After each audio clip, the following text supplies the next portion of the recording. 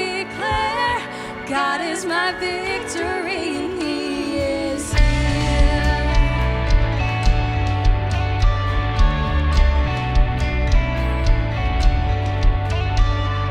This is my prayer in my battle when triumph is still on its way.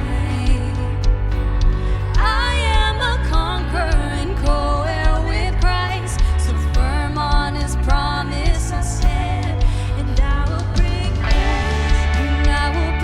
praise, no weapon formed against me shall remain.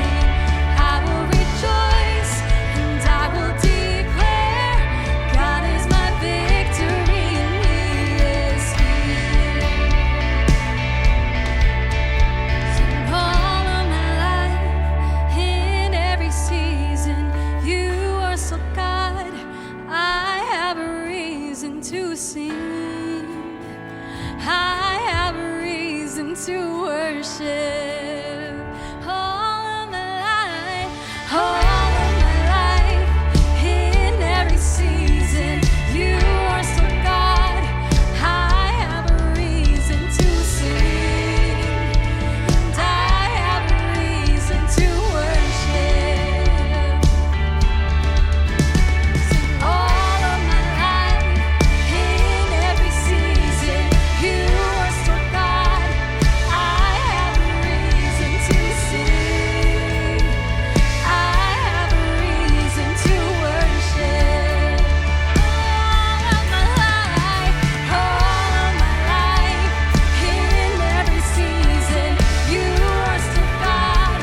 I have a reason to sing, and I have a reason to worship.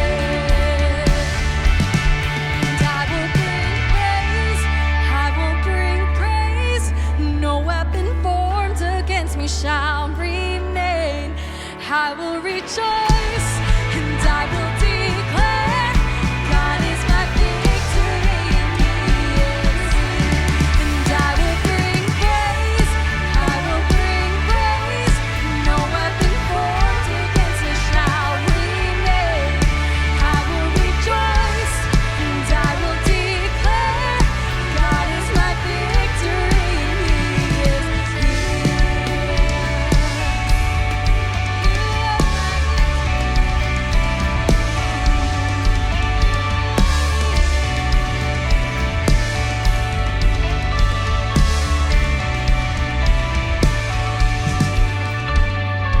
This is my prayer in the harvest, when favor and providence flow.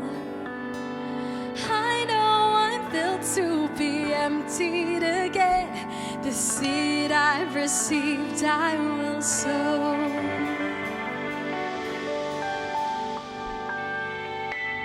Hey kids, have you ever wondered what it would be like to be a president? How about a king? They are in charge of the whole country, including all its people. Today, we will be learning about Moses and about leadership. If you would like to find our story in the Bible, turn to Exodus chapter 18, verses 13 to 27. I hope you remember Moses. Let's think back. God called Moses through a burning bush to free all the Israelites out of slavery from Egypt. He also used Moses to help lead the Israelites through the Red Sea. And as we learned last week, Moses was helping the Israelites in battle.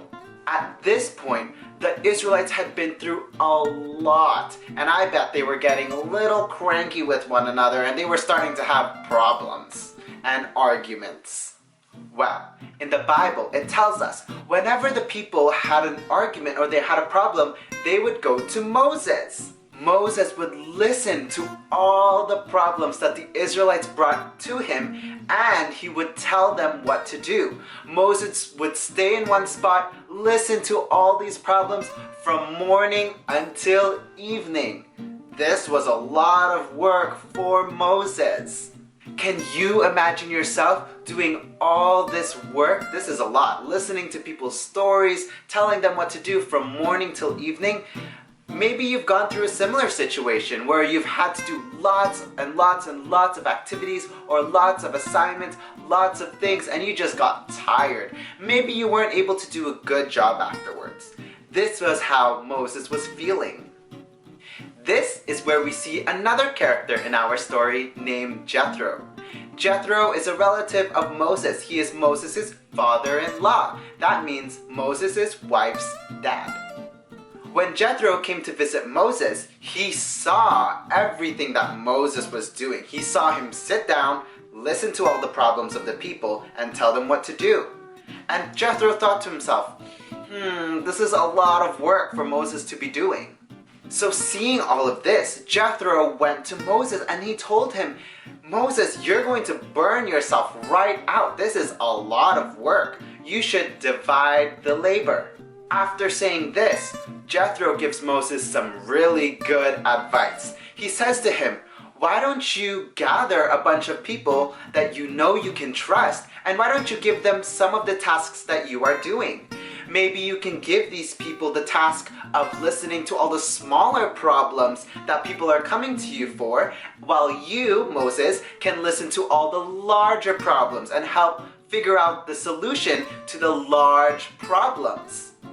By this way, Moses can do a good job at his work because he's not challenged by listening to all the different problems, but he's only listening to a select amount of problems, while other people are in charge of other tasks, smaller tasks. In the end, Moses took the advice of Jethro. That was a really short story, but there's a lot we can learn from it. Number one, it is okay to ask for help. In the story we just heard, Moses tried to do everything by himself. He tried to listen to all the stories by himself. He tried to give all the solutions to all those problems. That's a lot of work. But Jethro showed Moses that you don't have to do all the work. It is okay to ask for help.